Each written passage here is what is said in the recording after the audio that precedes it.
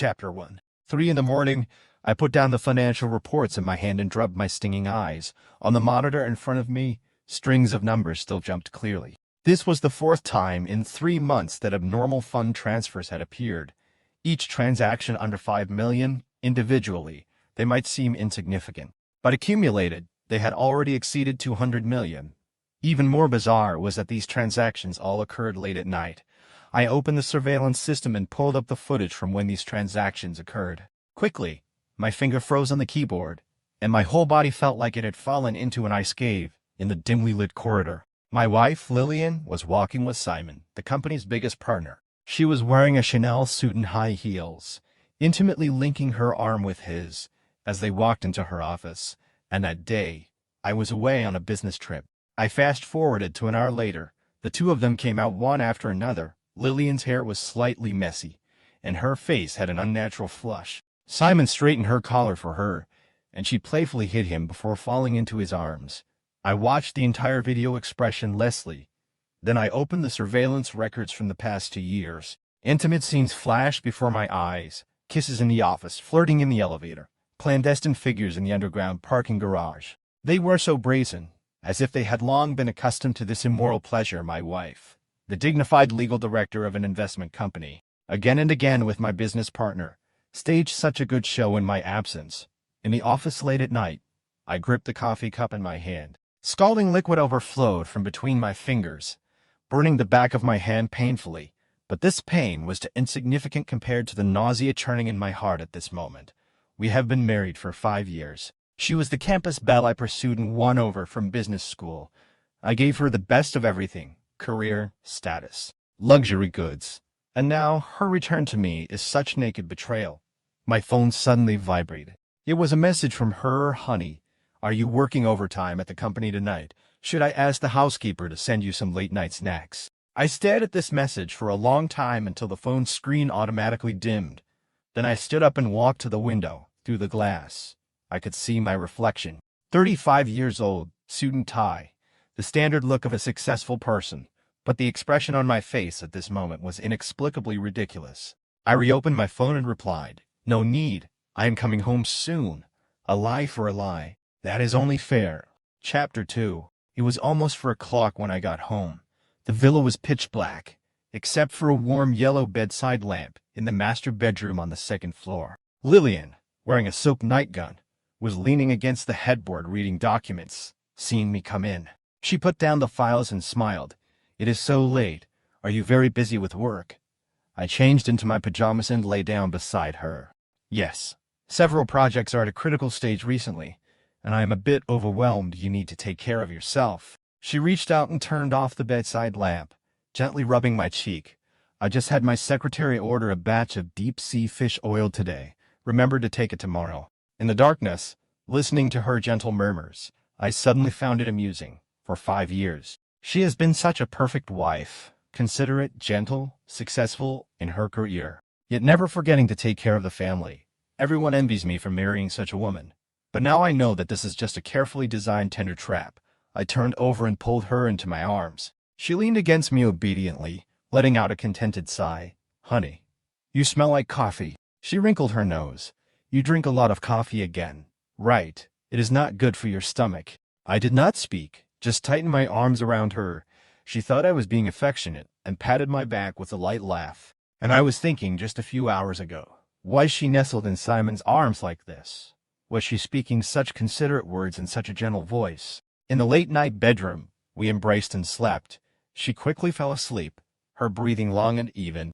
But I was more awake than ever. Chapter 3. The next morning, I excused myself from breakfast with her, citing a meeting. In the car I called my private investigator, a trusted partner of many years who usually handled investigations into my business rivals. I need a detailed report on all interactions between Lillian and Simon, including communication records, meetings and financial transactions. "No problem," he paused. "Boss, how far back should I go?" I rubbed my temples. 2 years? No, 3. I need to know when they started after hanging up. I opened the files I brought home last night. They were the documents I had asked the finance department to prepare. On the surface, everything looked normal, but a closer examination of the cross-border transactions revealed a startling truth. Simon's company was secretly acquiring shares in my company, and the one making it all possible was Lillian, as the chief legal officer. She was perfectly positioned to facilitate Simon's acquisition without attracting attention. I sneered. No wonder Simon had been so chummy with me these past 2 years, calling me brother so affectionately, behind my back. He had not only stolen my wife, but was also trying to swallow my company. And Lillian, my trusted wife, was his most capable accomplice. At the office, I first met with a few keyboard members, discussing some insignificant project updates. Back in my office, I saw Lillian coming out of the break room. She was carrying 2 cups of coffee. Seeing me, she paused. Have not had breakfast yet. I just made some coffee. I saw her familiar smile, but all I could think of was the image from the surveillance footage. Did this woman wear the same gentle expression while serving Simon coffee? No. Thanks. I have to go out later. I smiled at her. By the way, is Mr. Simon coming today? Yes, he has an appointment at 3 p.m., she said, glancing at her watch. I have prepared a new proposal. Shall we discuss it together then? I agreed and went into my office. The moment the door closed, my smile vanished. I opened my computer and pulled up Simon's company's recent financial statements. I quickly found some clues. This man had made quite a bit of money in the stock market, and the source of the funds he used to acquire my company's shares was highly suspicious. I called my vice president Leo on the intercom. He was someone I had personally promoted, and he was completely loyal to me. Investigate the source of Simon's recent funds, I said, handing him a document. Especially these large transfers. I need to know where they came from. After he left, I pulled up Lillian's file as chief legal officer. She had handled too many important documents. Thinking back, Simon's smooth sailing in the business world these past 2 years was probably due in no small part to her efforts, my wife. You have really outdone yourself. My phone rang. It was a preliminary report from the private investigator. I opened the attachment. The first thing I saw was a photograph in a hotel suite. Lillian was kneeling on the carpet kissing Simon. The photo was clear enough to see the intoxicated expression on her face, and the timestamp on the photo was 2 years and 3 months ago. At that time, we had been married for less than 3 years. I put down my phone, closed my eyes, and took a deep breath. When I opened them again, my eyes were calm. Since you two enjoy acting so much, I will play along. But the ending of this play may not be what you expect. Chapter 4. At 3 p.m. sharp, Simon arrived at the company dressed in a suit and tie. He looked suave and carried his usual smile. He gave me a warm hug as soon as he entered. Old friend, long time no see, I replied with a smile. Yes, the last time we met was at the golf course. Right. He sat down, expertly loosening his tie. We had a great time that day. Let us schedule another round sometime. I nodded. Of course. At that moment, Lillian entered, holding a stack of documents. She nodded to both of us and sat down at the conference table. Mr. Simon, this is the new cooperation plan we have drafted. She handed us each a copy. Please take a look and see if there is anything that needs to be revised. I pretended to read the document carefully, but from the corner of my eye, I noticed Simon looking at her. The burning intensity in his eyes was disgusting. Lillian maintained a professional demeanor, seemingly oblivious to his gaze. Only when she turned the page did her fingers tremble slightly. The meeting lasted for nearly 2 hours. We talked about a lot: project progress, future plans. As if we weren't really discussing an important collaboration. Near the end, I casually mentioned, by the way, I have noticed some irregularities in the recent cash flow. Could your legal department look into it? Lillian, I watched their feigned composure and sneered inwardly. So righteous in public, so sordid in private. How much longer will you keep up this act? After they left, I turned on the surveillance cameras. In the footage, Lillian was standing at the end of the corridor making a phone call, her voice very low. He seems to have discovered something. I know. Do not worry. I will handle it. I turned off the monitor and walked to the window. From here, I could see the entire city skyline. All these years, I have been a dominant force in the business world, unaware that the person sleeping next to me had already betrayed me. Fine, since that is what you want. Let us go all in then. I will see who is more skilled, you or me, and whose counterattack will be more deadly. Chapter 5. I purposely declined a social engagement tonight and came home early. Lillian was busy in the kitchen. Seeing me, she looked surprised. Why are you back so early today, Miss Dew? I said softly in her ear, wrapping my arms around her waist from behind. I was in a meeting today, and kept thinking about how beautiful you looked in that dress. Her body stiffened noticeably. Then relaxed, you are such a smooth talker. I let her go and grab the beer from the fridge, watching her busy figure in the kitchen. I suddenly said, "Have you lost weight recently, have I?" She turned around. "Maybe it is because I have been busy with work." Yeah, I took a sip of beer, hinting at something. "There has been a lot going on at the company lately." She paused again, then nonchalantly continued chopping vegetables. "It is all right. It is all part of the job." I put down the beer can and walked behind her. "Need any help?" "No. You go watch some TV," she said with a smile. "It will be ready soon." I saw her reflection in the mirror, gentle and virtuous, without a trace of guilt. 5 years. She has always been this perfect wife in front of me. If I had not seen it with my own eyes, I would never have believed she was capable of such a thing. At dinner, she served me a piece of sweet and sour pork. "Try it. I made it just the way you like it." I took a bite. It was indeed the familiar taste. Chapter 6. This sweet and sour pork rib is my favorite dish, and she always puts extra effort into making it. But now, it only tastes bitter in my mouth. "How is the investigation into this afternoon's matter going?" I asked casually. Lillian was ladling soup for me, and her hand trembled at my words, almost spilling the soup. "I have already had people look into it. I will let you know as soon as there are any results. No rush," I said with a smile, taking the soup from her. "I trust you." She visibly relaxed, but a flicker of unease flashed in her eyes. "I will not betray your trust." After dinner, I sat in my study working on some documents. Not long after, my phone vibrated. It was the second investigation report from the private investigator. I opened it to find it filled with records of Lillian and Simon's meetings, hotels, private clubs, even photos of vacations abroad, before and after each meeting. A substantial sum of money was transferred into Lillian's private account. I stared at the photos. Simon had his arm around her waist, kissing her in front of the floor-to-ceiling windows of a five-star hotel. She was wearing a bikini, lying on a beach chair, letting him bend down and kiss her cheek.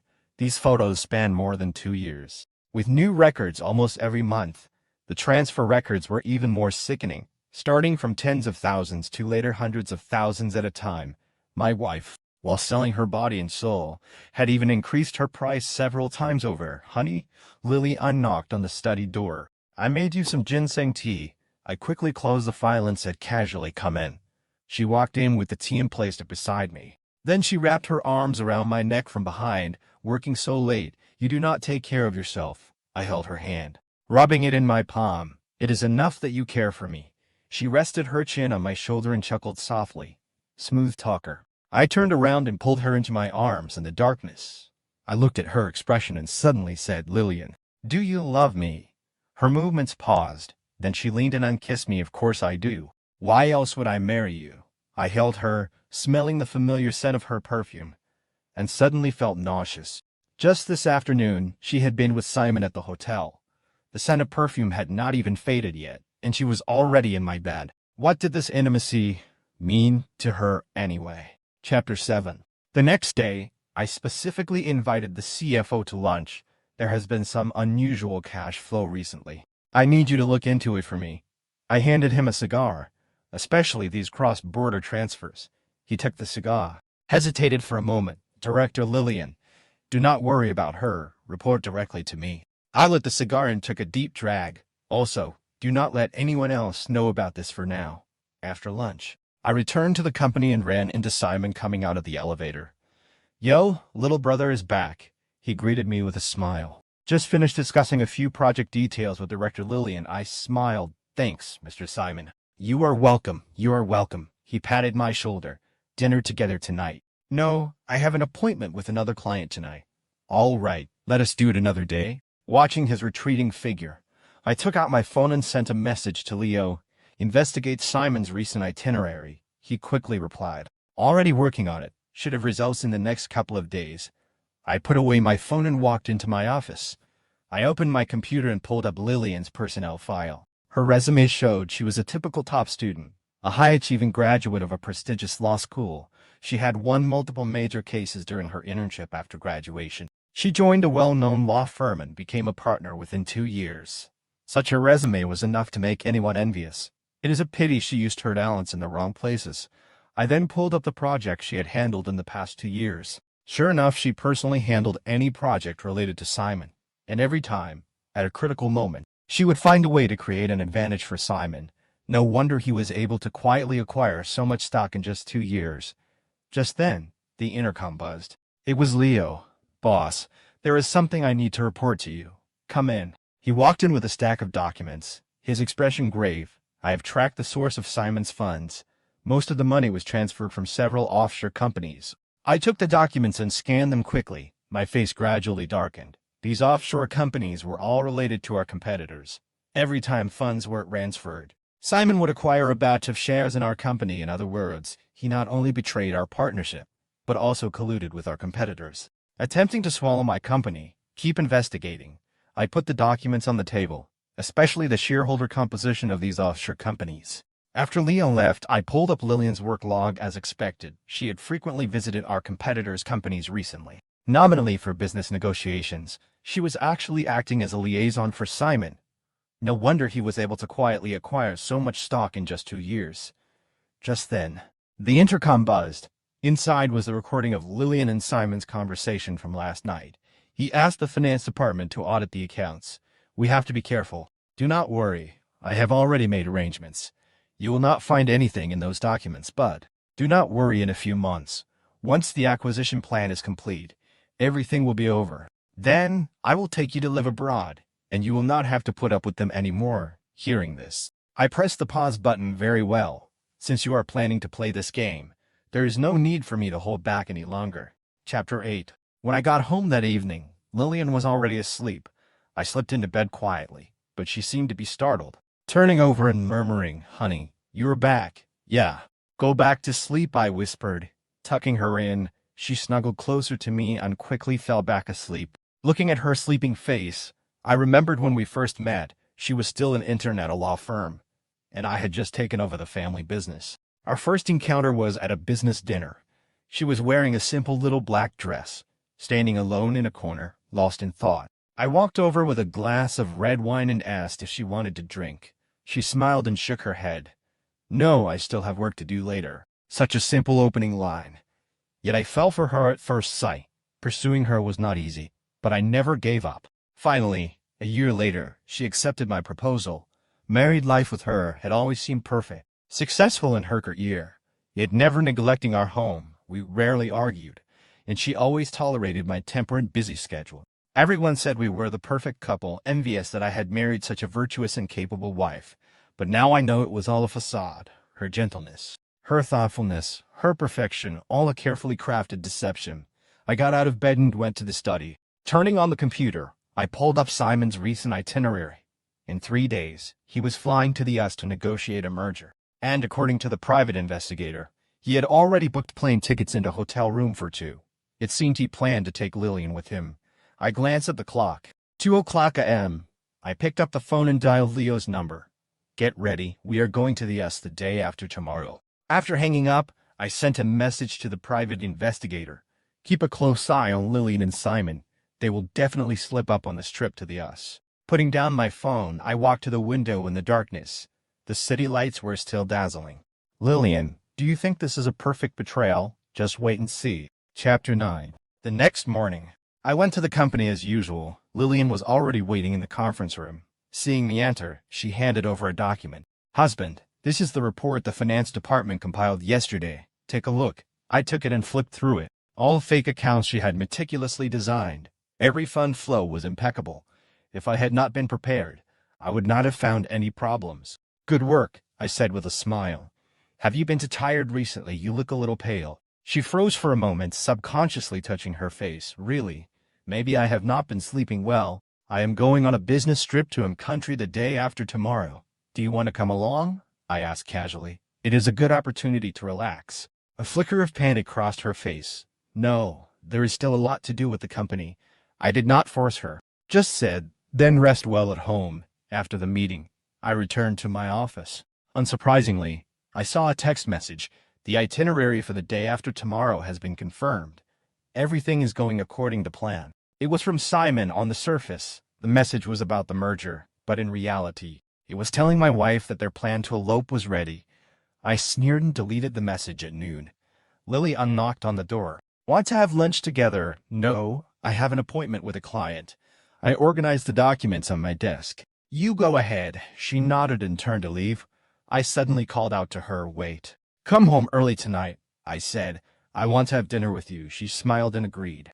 Okay, I will try to get back early. After she left, I opened the surveillance. Sure enough, she went straight to the parking lot and got into Simon's car. Probably thinking I was going on a business trip, they became even more reckless. I had someone follow them on soon received photos. In a private room of a high-end restaurant, Lillian was sitting on Simon's lap, the two clinking glasses. I do not know what Simon said, but she laughed heartily, throwing herself into his arms. I looked at all the photos with a blank expression. Then I opened the safe and took out a document. It was the divorce agreement I had my lawyer prepare. It listed all of Lillian's offenses, once made public. She would not only be ruined, but also face legal sanctions. I had someone send the agreement to the notary public, although I did not need it yet. It was always good to be prepared. When I got home that evening, Lillian was indeed already busy in the kitchen. Seeing me come in, she smiled and said, I made your favorite dishes today. I walked over and hugged her from behind. Why are you suddenly so virtuous? Are not you going on a business trip? She turned around and wrapped her arms around my neck. I want you to think of home while you are away. I lowered my head and kissed her, and she quickly responded. It was not until the kiss ended that she said, let us eat first. The food is getting cold. Looking at her face, I suddenly said, Lillian, if I never came back, would you be sad? She paused and laughed.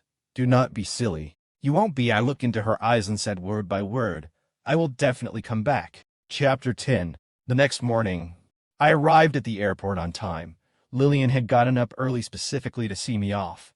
Before I left, her eyes red-rimmed. She said, be safe, come back soon. I patted her head. Do not worry, I will be back soon.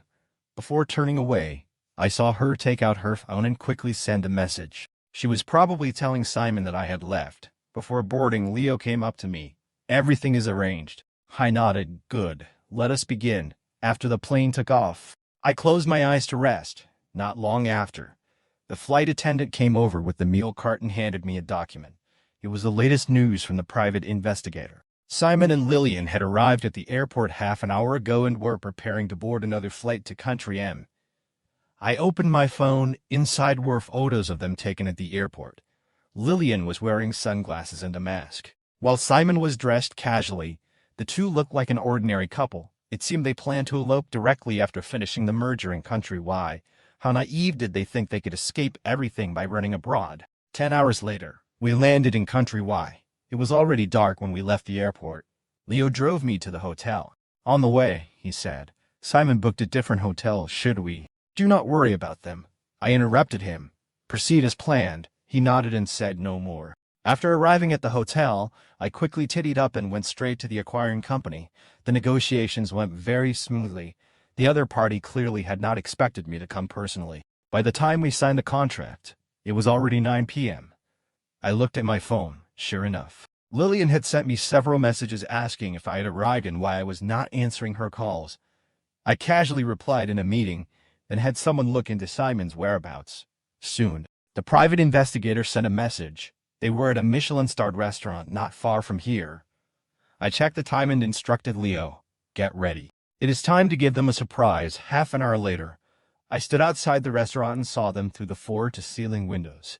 Lillian was wearing a champagne-colored backless gown, her face radiant with smiles. Simon would occasionally whisper something in her ear, making her laugh uncontrollably. They really did look like a sweet couple. I opened my phone and recorded the scene, then I turned and left, sending a message to Leo, execute. Chapter 11. Back at the hotel, it was already late at night. I sat by the floor-to-ceiling window, drinking and waiting for news. The phone screen lit up and dimmed again and again. All messages of concern from Lillian. Husband, are you asleep? Why are you not answering the phone? Are you too tired? Remember to eat on time. I looked at these seemingly tender words when suddenly my phone vibrated. It was Leo, boss. Things are done. I put down my glass. Did you get the footage? Everything is recorded. The scene of Simon's transaction with that woman. Not a single shot is missing. Hanging up the phone, I opened the video sent by Leo. In the video, Simon was chatting happily with a blonde woman, and in a booth not far behind them, Lillian was holding a wine glass, her face ashen. I knew what she was angry about. Simon was secretly meeting with their company's CFO for this merger and acquisition case. But in Lillian's eyes, this was blatant betrayal. She thought Simon really loved her and was going to take her away to elope. But she did not know that in Simon's heart, she was just a tool to use against me. In the business world, profit always comes first. Even so-called true love is just a bargaining chip for the exchange of benefits. In the video, Lillian finally could not hold back, rushed up to Simon, and splashed red wine all over his face. Simon was enraged, grabbed her wrist and wanted to teach her a lesson. Lillian struggled to escape but was pinned against the wall by him. The video ended here. I smiled and sent a message to the private investigator. Did you find out which hotel they are staying at? A reply came quickly. Pacific Hotel, Rue 1805. I looked at my watch. 1 o'clock in the morning. At this time, they should have already returned. Right. I do not know if they are arguing now, or if they have already made up, as if nothing happened. It does not matter anyway. None of this is important anymore. I picked up my phone and dialed Leo's number. Act according to the original plan tomorrow. Chapter 12. The next morning, I arrived at the acquiring company's office on time. Across the negotiating table, Simon's face was grim. He did not expect me to suddenly appear, and even more so, he did not expect me to bring a new merger proposal. What does this mean? He stared intently at me. Did not we agree on everything yesterday? I smiled. Sorry? I changed my mind. He abruptly stood up. You. I gestured to Leo to distribute the documents. This proposal contains detailed financial statements and market analysis. I believe everyone will see that my proposal is more sincere. The CFO of the acquiring company quickly flipped through the documents, his eyes lighting up. This proposal is indeed more reasonable. Simon's face was livid. Weren't you already yesterday? Oh, that. The blonde woman interrupted him and said with a smile, sorry. We think Arthur's proposal is better. Simon slumped into his chair. He naturally understood what this meant. The acquisition plan he had been planning for so long was now completely ruined, and the funds invested by those competitors also went down the drain. I looked at his dejected appearance and sneered inwardly. This was only the beginning. After the negotiation ended, I received a message from Lillian, husband. Are you busy? I miss you so much, huh? She had a falling out with Simon last night, and now she remembers me, her husband. I did not reply to her, but instead turned on the voice recorder. Inside was Simon's conversation from last night. What the hell are you doing? That is a company executive. You will ruin everything doing this. You were so intimate with her. Am I supposed to just stand by and do nothing, Lillian? Do not forget our plan. Once this acquisition is successful and we get the money, I will take you away. Before that, you better behave yourself. The recording ended here. I shook my head. This play is time to end. Back at the hotel, I have Leo arrange plane tickets for tonight. Just before leaving, I said, for the rest. You know what to do, he nodded. Do not worry, boss. Everything is arranged. Chapter 13. The midnight flight landed at my hometown airport. I turned on my phone and saw more than a dozen missed calls, all from Lillian. The latest text message read, Husband, when are you coming back? Should I come to the airport to pick you up? I did not reply and took a taxi straight home. The villa was pitch black except for the light in the master bedroom on the second floor. Pushing open the bedroom door, I saw Illy unsitting on the bed looking at her phone. Seeing me, she bounced over in surprise. Why did not you answer my phone? I was worried sick. I let her hug me. Then suddenly said, Is country fun? Her body stiffened noticeably. Then she said nonchalantly, What country? I have been home the whole time, really. I pushed her away. Walked to the computer. Then what are these photos on the screen? There were photos of her and Simon in a restaurant, and videos of them kissing and embracing in a hotel lobby. Lillian's face turned deathly pale. I. No need to explain, I sneered. I know all about your good times. With a thud, she knelt on the ground. Husband, listen to me. I was deceived by him. Deceived you about what? Deceived you into helping him transfer funds. Deceived you into leaking trade secrets, or deceived you into getting into his bed. I said word by word, watching her face become increasingly pale. I know everything you have done in the past 2 years, including your plan to elope to country.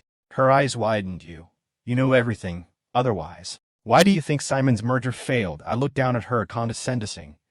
Do you really think he sincerely wanted to run away with you?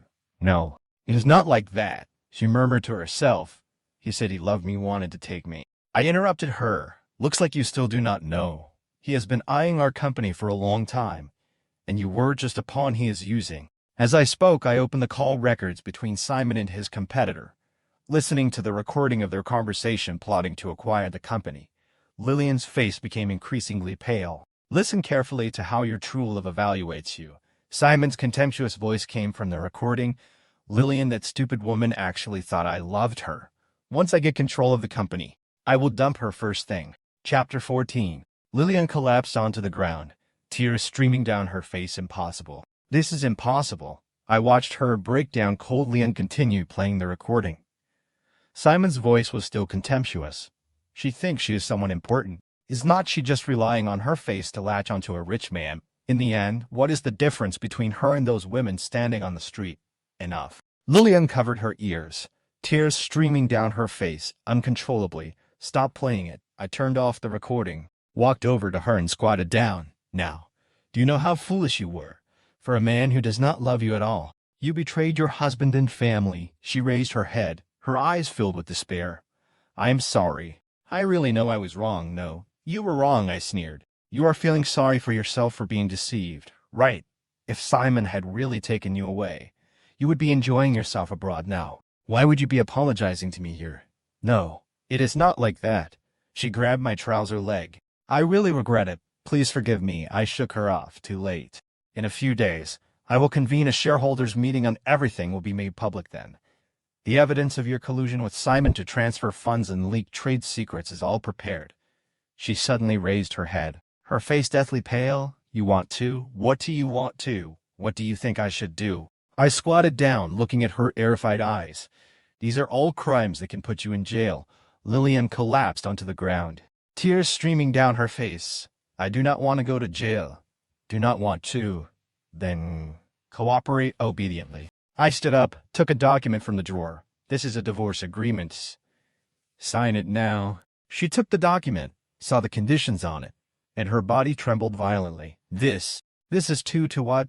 I looked down at her, condescending compared to going to jail. Is not this a better choice? The agreement stated that after the divorce, she would leave with nothing and permanently lose the qualification to work in the financial sector.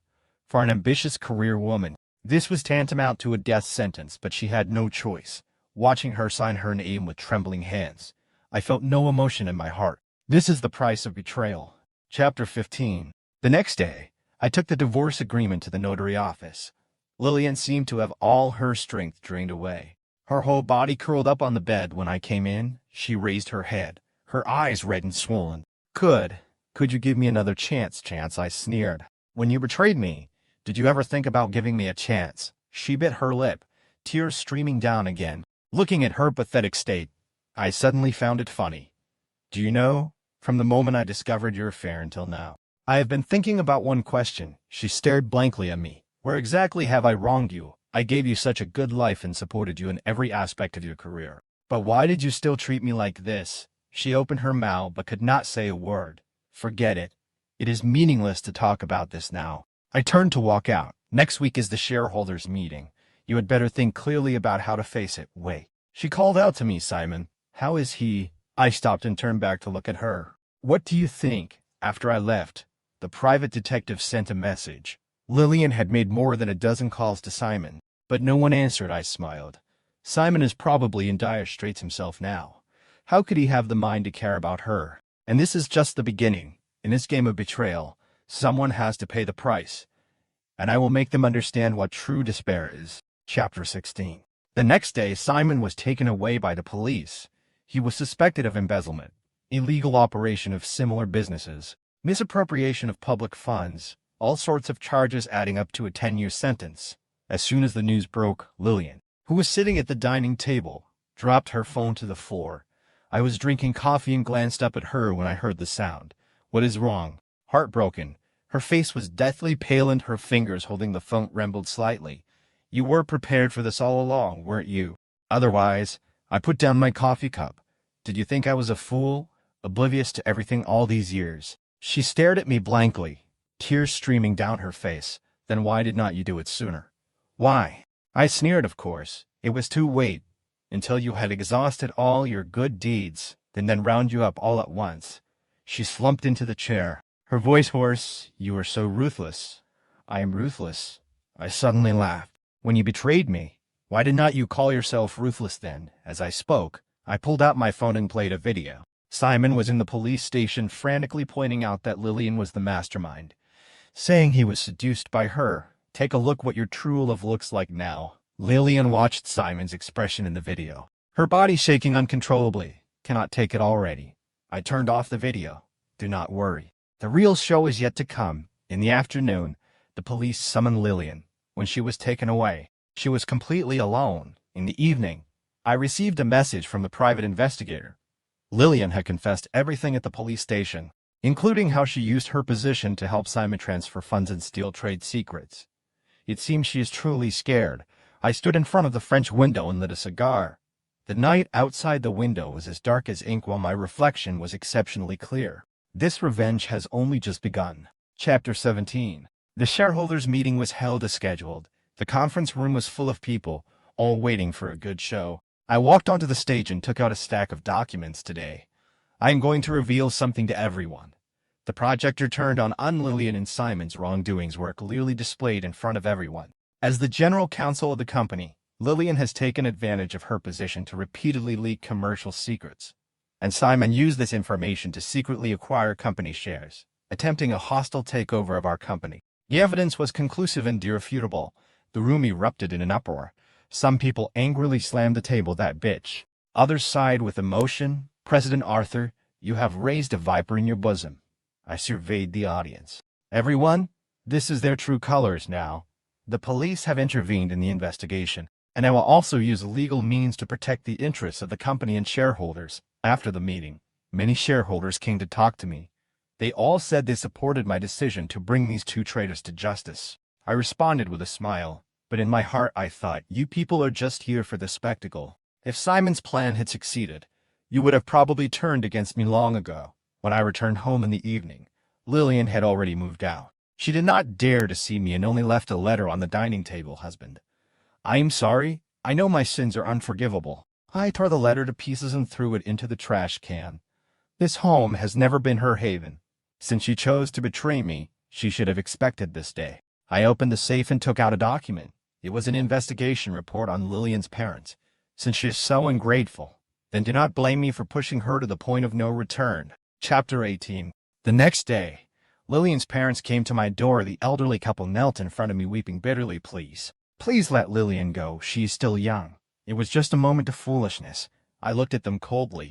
Does being young mean you can do whatever you want? Lillian's mother wiped away her tears.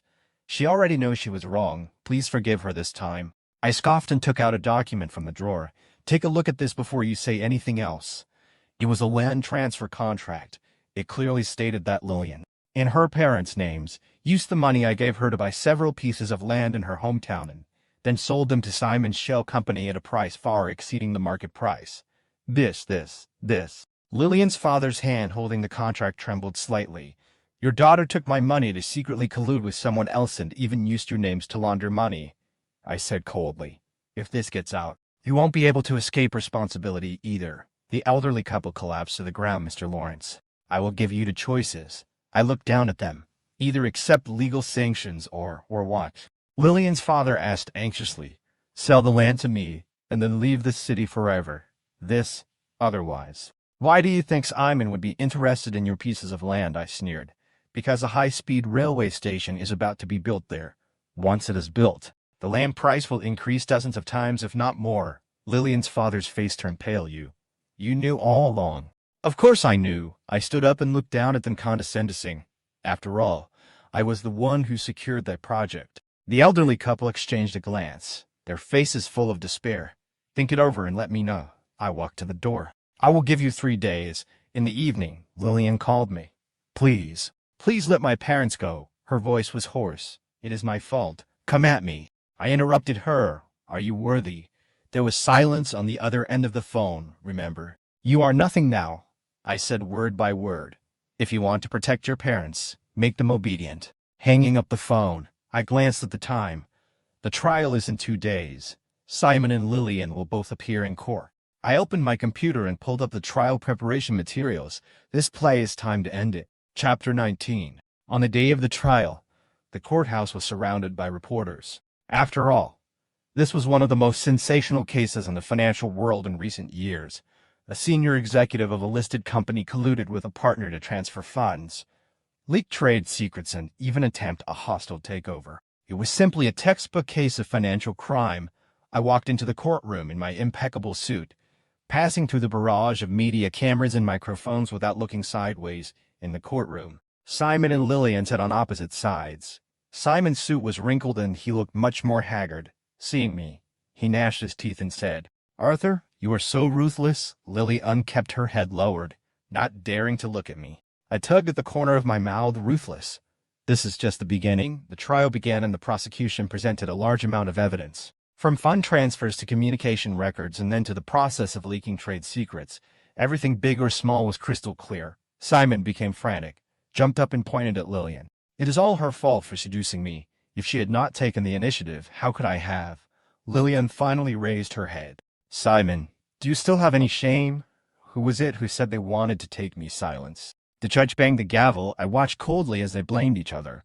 This farce was nothing more than an attempt to reduce their own guilt. Finally, the judge announced a recess. As Simon was being taken away, he roared angrily at me, "Arthur, may you die a horrible death."